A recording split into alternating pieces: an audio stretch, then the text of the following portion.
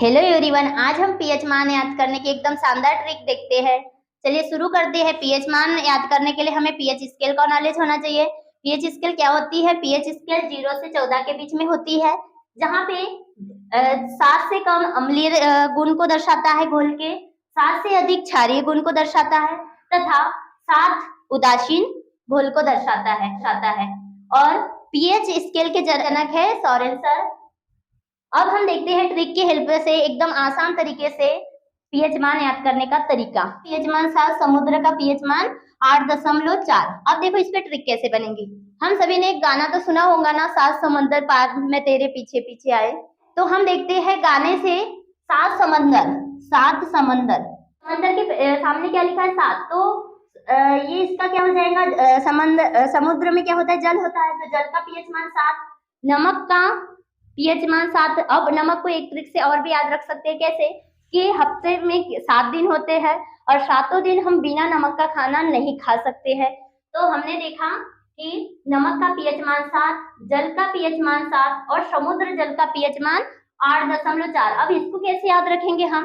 तो यहाँ पे एक ट्रिक लगा सकते हैं कि समुद्र हमारे घर से 84 किलोमीटर दूर है, ऐसे भी याद रख सकते हैं। अब 84 तो अपने पीएच स्केल में आ नहीं रहा, तो अपन उनके बीच में पॉइंट लगा दो, तो 8.4 क्या हो जाएगा? समुद्र जल का पीएच मान हो जाएगा। रक्त का पीएच मान और आंसू का पीएच मान 7.4 होता है। तो इसको कैसे याद रखेंगे?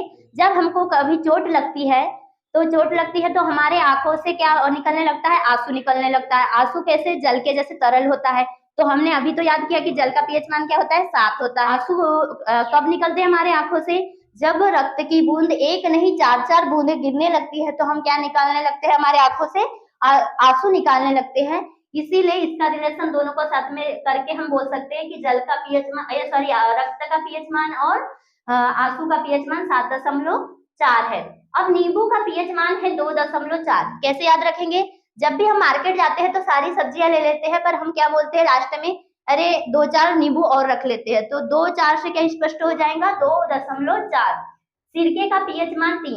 अब सिरके से सर का साउंड आ रहा है। अब सर से हमें गांधी जी का नाम याद आता है। गांधी जी के 3 बंदर थे, तो हम याद रख लेंगे सिरके का पीएच मान 3। अब सेब का पीएच मान है 3। इसको कैसे याद रखेंगे? सेब बहुत महंगी होती है, तो हम 1 केजी लेते हैं, और जब बड़ी सेब रहती है तो 1 केजी में सिर्फ 3 ही सेब आती है, ऐसे याद रख लेंगे।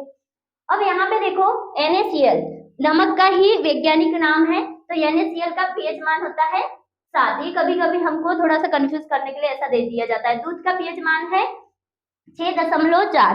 तो देखो भाई, इसका कैसे याद रखेंगे हम? हमारे राज्य में दूध का जो रेट है वो 64 लीटर है, तो ऐसे याद रख सकते हैं। 64 तो होगा नहीं, अपने स्केल में नहीं आता, तो हम क्या लिख सकेंगे इसको? 6.4। सॉरी, टमाटर के रस का पीएच मान।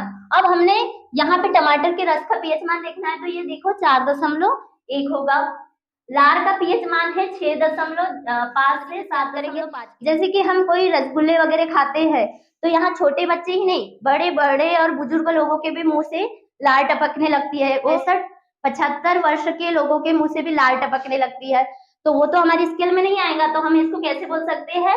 उनमें दशमलव लगा देंगे। 65 और 75 के बीच में दशमलव लगा देंगे, तो हम क्या बोल सकते हैं? 6.5 से 7.5 के बीच में क्या होगा? का पीएच मान होगा। अब कॉफी का पीएच मान है 5, तो हम सभी लोग जनरली बोलते हैं भाई 5 दोस्त काफी है।